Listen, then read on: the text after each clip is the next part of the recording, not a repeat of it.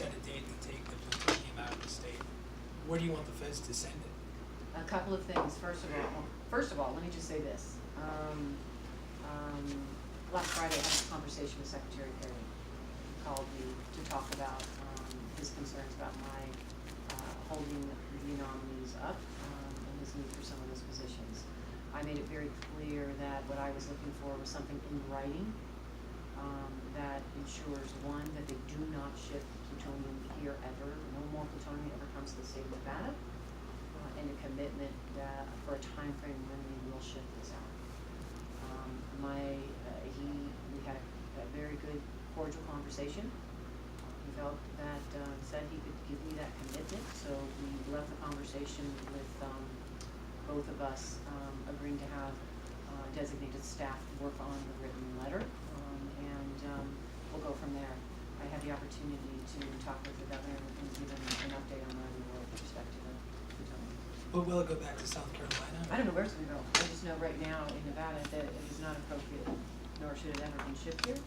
And I want a commitment that it is going to be shipped out of here and a time frame for doing that. How long would it be too long for it to stay in Nevada? I don't know. We're going to find out. We had talked about a 3 to 5 year period, but I'm waiting to see what I have in writing. We'll continue to work with the governor and our congressional delegation on what's appropriate for the state of Nevada. Listen, our safety, our health, the concern here in Nevada, not only shipping it here, but the roads that it's shipped on is a concern, and rightfully so. So, again, this is an area where we're going to continue to work with the Department of Energy, but hold them accountable. Yesterday, Congresswoman Titus mentioned a conversation she had with the governor in which he mentioned that the South Carolina governor might be open to taking the plutonium back if the processing facility is finished. Is Nevada supporting the finishing of that processing facility on the table? Would that move things along? Well, you'd have to talk to the governor. I haven't, I don't know about their conversation with that. I do know that facility they're talking about, which is the MOX facility, is not only did the previous administration, but the current administration stopped funding it. It would require another $3 billion, I think, to finalize that, and I don't see any money being appropriated for it. Did Perry give you a timeline on when you might receive that? No, we continue to, it's going to be based on what his needs are. He needs some of these nominees to work. We talked about moving as quickly as possible. So it's a matter of his folks, as he gets back there, talking with them and drafting something and sending it over to his staff. Do you regret voting to confirm Rick Perry? Yes, I do, actually. And I've said that publicly. The conversations we had in private in my office at the time when there in the Senate turned out to be very different than what his commitment was now, and what he is doing to not only move forward and try to move forward with not only Yucca Mountain, but even this plutonium. What I was looking for, somebody who was willing to work with me and work with the state of Nevada and be candid. What I saw here, just shipping this plutonium here, they weren't even candid with the federal court. What do you want to happen with Yucca Mountain? It's dead, and I want it to stay dead. Back in earlier in March, Rick Perry sent a letter to Governor Sisolak and noted that back in August, when they announced the plans for, kind of made public the plans for the plutonium, that he had offered to brief the federal delegation. Do you remember getting any briefing, or was that kind of briefing ever offered to you or your staff back in August, September? I don't recall. I do know the timeline over the course of the last year that not only did the governor, and I remember when I was Attorney General, the Governor Sandoval at the time had created the working group to work closely with the test site. That was towards the end of my term. And then as I looked at the timeline and realized that the working group fell apart over the year, right before the state of Nevada, I believe, filed the federal lawsuit, there was no communication. And my goal is to get us back talking again, but then also listening to the state and our needs and responding to our concerns in an appropriate way. Some counties, like Douglas County, recently passed a resolution declaring themselves sanctuary to the recently passed gun legislation. What do you say to law enforcement officers that say SB 143 is unenforceable? Well, right now, the only legal or entity that can determine its unconstitutionality is a court of law. And I'm not sure I'm aware of a court of law ever make that determination. I support the universal background checks. I supported it and voted for it. I think it needs to be done. That's why I support the legislation at the federal level. it's common sense gun safety measures. I have, my husband and I own guns. I grew up in a family here in Nevada of hunters who also support this common sense gun safety measure. If this saves one life or prevents one massacre, it is worth doing. And it is not eroding on anybody's Second Amendment. What do you think then is the appropriate step for the state to take if these rural sheriffs, I think there's up to 9 of them, have said they won't enforce it? I mean, what? I'm not going to speak for the state. That's a question for the state to move forward. I know at the federal level for me is continuing to not only support and introduce common sense gun safety measures, but working to make sure that they get passed at a federal level. Harry Reid a few years ago famously said that he'd like to see the state ban legal brothels in the state. Where do you stand on the legal brothel issue? Do you support them operating in the state? I can tell you, I have worked in my entire career not only in addressing and preventing sex trafficking and the exploitation of children and women. I will continue to do that. I do that now in the United States Senate. That decision is for our legislature to decide, and I think if that's the path that they're going to go down, there should be hearings, there should be debate, and everybody should be paying attention to what is going on in transparency, but it's a decision for the state legislature to make, not for me. So There's a federal lawsuit alleging that sex trafficking is facilitated by legal brothels. In your experience, do you believe that to be true? I don't know all the specifics. I'm not familiar with the federal lawsuit that you're talking about, so I don't know all the facts. So are you saying that you would support the legislature in the state legislature? Well, that's where it should be. The legalized brothels in this state are determined by our state legislature. So if there's a determination as to whether or not they should exist, that's for our state legislature to decide. But clearly, my work has been to prevent the exploitation of women and children when it comes to sex trafficking. I absolutely have concerns about that, and will continue to fight at the federal level. Right now, I sit on Senate Indian Affairs, introduced legislation to focus on missing and murdered indigenous women and address the trafficking and exploitation of women. I'm going to continue to work in that space. I think more needs to be done. What about the president's emergency declaration at the border and everything following with the veto? What do you see happening next, or what do you hope happens next? Well, I can tell you, first of all, it's a manufactured crisis. I've been down to the border. What this administration has done is manufactured its own crisis so that this president can declare an emergency for political gain. And it's outrageous to me. He's playing with people's lives. These are individuals who have come to our country because they are being persecuted in their own country. They've made the conscious decision to leave their homes, track over 2,000 miles of unsafe terrain, of dangerous territory, to come to a country where we have passed at the federal level laws that say if you're feeling persecuted and you come to us, we will work to see if we can keep you here. Not that we're going to criminalize you, not that we're going to take your children from you. And what this administration has done with its zero tolerance policy is create this crisis. I do disagree. I think it's a manufactured crisis. It is not the intent of the Emergency Act to utilize it in this way. I do not know what's going to happen at the federal level now. I do know, I couldn't tell you what the votes are going to be, but I can tell you, I think I've heard the House and Speaker Pelosi is looking to schedule it sometime in March when we get back for a vote on the House side. I can't speak to what's going to happen on the Senate side. Do you think we'll have the votes right? Well, if you just look at the votes we had in supporting the resolution, no. In reference to the housing crisis, which you alluded to in your speech, and trying to bring in more funds to support and try to remedy that issue, namely affordable housing, what is the likelihood we'll see those funds come from Washington in the near future? So they're already here, but the goal is to make sure we continue to fund it. So, for instance, the Housing Trust Fund, I know about $3 million out of the Housing Trust Fund has come into Nevada just this past year. I want to say it was last year, 2 years ago, for our housing needs. But there are programs like that are on the chopping block right now for this administration, whether it's the Housing Trust Fund, the Community Development Block Grant money, the home funds, all of the money that we have utilized on our state to support and address affordable housing is on the chopping block by this administration right now. They're zeroing it out in their skinny budget. So you will see a concerted fight, a bipartisan support to put this money and keep it in during this budgeting cycle. You've been very critical of DHS. Do you think Nevada law enforcement should still be partnering with them through the 287G agreements? I have, as Attorney General, I've worked here with our law enforcement, and I know what they are doing on the ground.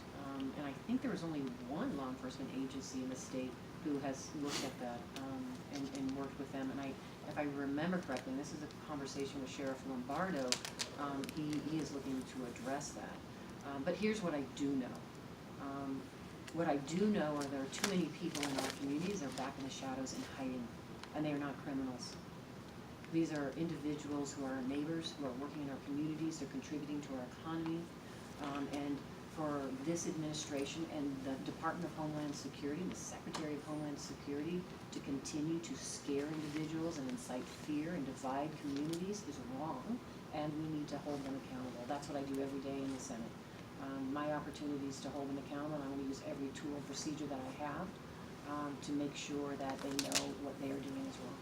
Have you been able to get sufficient information from ICE on whether they're prioritizing either the worst to the worst or just going after? No, that's been the challenge. I've been in meetings with Secretary Nielsen, and I will tell you what she says in a meeting, what the actual facts are two different things.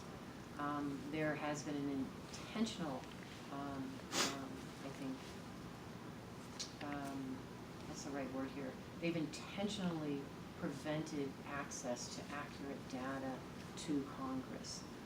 We have only been able to uncover it because of either actually going down to the border ourselves and asking the questions directly of the people on the ground, or demanding in hearings to other secretaries or other individuals for the data and specific to that data. But I don't trust her, and I don't trust the data that they give us. Look, we have just seen, they claim that they've already reunited so many families, and we know now that there are too many children that are still not reunited with their parents. It's unconscionable what this administration has done for political gain on the backs of families. Do you still think they're a trustworthy partner for local law enforcement? I'm not going to speak to law enforcement. Let me just say this. I know our law enforcement here after working with the Attorney General, and our local, state, and federal have always worked together. There are people on the ground at the federal level that are hardworking, that live in our communities, are our neighbors, and they're doing the right things. But they're being dictated at times at the headquarters by a secretary who's making it much more difficult. Going on former Governor Perry, in Texas. So. You said before that he gave you a different impression when he was confirmed versus what he's been. Now you're talking to him about another kind of deal right now to try to make sure that the plutonium is not here anymore. Can you trust him, is the question after what you've seen? So I've asked for it in writing. I'm not moving until I get something, commitment in writing that I am satisfied with. And that's why I asked if I'm going to, and this delegation is going to work with them, and I'm going to release my objections to his nominees, I want it in writing. I want it in writing that they're committed to ensuring no more plutonium comes to this state, and a time frame when that plutonium is going to leave. And it has to be a time frame that is not 10, 20 years down the road. Senator McConnell is expected to bring the Green New Deal up for a vote next week. How are you going to vote on that? First of all, let me just say it's a stunt. And this is not how the Senate is supposed to be utilized. What we should be doing is working together to address climate change and come up with good policies and debate them and figure out how we address and reduce our carbon footprint, because we know the positive impacts and we know the science. What Mitch McConnell is doing is a stunt. It's a stunt for political purposes to try to continue to divide Democrats and help his Republican colleagues. This shows you how outrageous it is. Mitch McConnell has said he would never bring to the floor any bill or legislation that could not pass. Well, he knows this is something he doesn't support, nor does his caucus, but he's still bringing it to the floor. I don't support stunts. And you will watch next week as, I think, in a unified way, the Democratic caucus is going to call it out for what it is. And then we're going to focus on how we know we are all working on addressing climate change through legislation, through policy, through committees that we are working on, and through our organizations. We all believe that climate change is happening. We have to reduce our carbon footprint. I think as I sit on energy and natural resources, and I'm in these discussions, you know, just talking about our energy portfolio, it should be diverse, but with a stated outcome of reducing that carbon footprint. That's where we should be going as a country and all working together. Do you plan to vote present on that vote? We are all talking about that right now, just to vote present to show what a stunt it is, and then focus on really doing something to address climate change to reduce that carbon footprint. Do you think something of that size in terms of the multi-billion or multi-trillion-dollar investment in clean energy that framework calls for, is that necessary to combat climate change? I'm not sure I understand what The you mean. Green New Deal, the whole concept, or understanding that, again, you're saying that the vote is not due, we don't know how you're gonna vote on it yet, but do you think in general that if Congress wants to address climate change, it does need to spend that much money or allocate that much resources? Well, first of all, nobody has really, CBO hasn't identified where that money has come from. That's why I'm saying this is a stunt. My Republican colleagues have just pulled this number out of the air. I've heard it came from the Koch brothers, because CBO has not identified the funding and the cost of it. So that just shows you the stunt it is. But I will say this is the difference between Democrats and Republicans right now. The Democrats have ideas. We are innovative, we have ideas. Are they all perfect? No, but at least we're putting them out there, and they should be debated to find the solution to address what is happening in our climate. Republicans are just the opposite. They're not even there. They don't have ideas.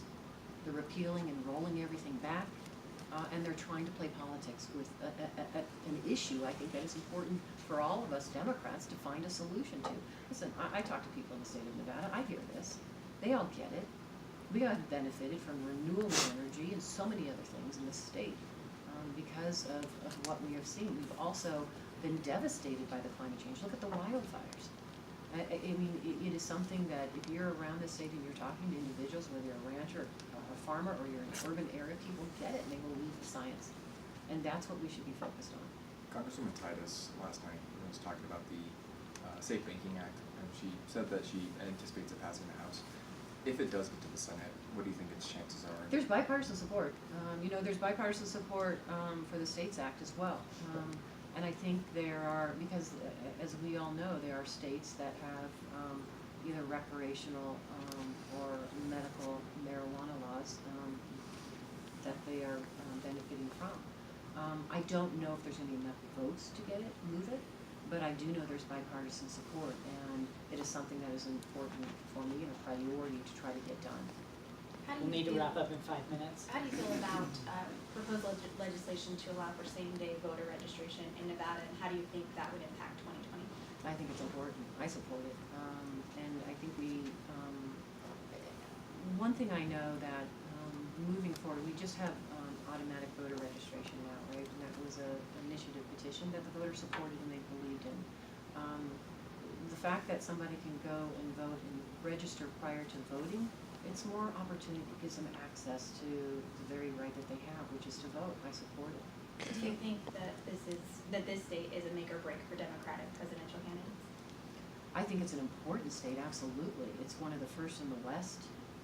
We are going to have a caucus. We're going to be one of the first in the West of the presidential determining states. We are a very diverse state. I've always said this, our diversity here is a microcosm of the rest of the country. It's going to be one of the first contested caucuses. We're the first in the West. The diversity really is a strength of our state. And I invite every presidential to come here and talk to the people of Nevada. Question on civility. Which candidates you've spoken with thus far and kind of what you've told them that they need to say or do to appeal to Nevada voters for the caucuses?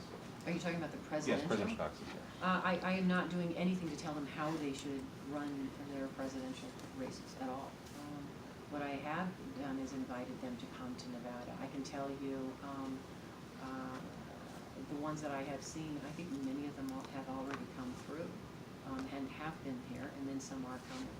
Which ones have you spoken with so far? Well, 9 of them, 7 or 9 of them are my senators, so I speak with them all the time. So I speak with them on the floor of the Senate. So I speak with them on a regular basis. Do you favor any of the presidential candidates so far? No, I've been very clear with them that, it's important that they come and talk to Nevadans. It's important that they are against Yucca Mountain. It's important that they also respect and understand our public lands. I have invited them to come in. I've told them that I'm gonna participate in caucus like everyone else, and I want them to come and talk to Nevadans, and we'll decide through that caucus process who we're gonna support. Do you plan to endorse before the Nevada caucus? No, not at this point in time. How do you feel being part of such a historic year for Nevada, being, you know, the first female legislature? I'm excited. I think it's exciting to see that. It is the majority of the women in the legislature that we don't see across the country, majority of women on the state Supreme Court. It's fantastic. I am very excited not only by that, but also the diversity that I see as I looked out into our state legislature.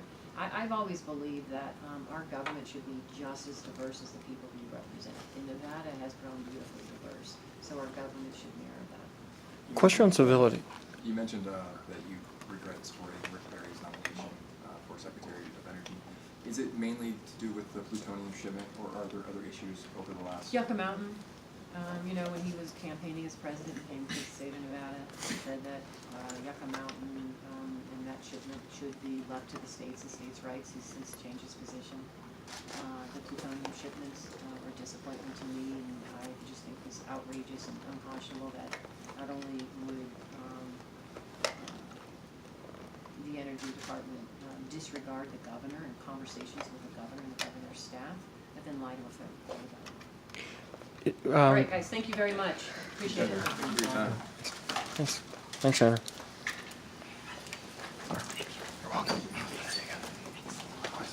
Straight back. Good to see you, Ryan.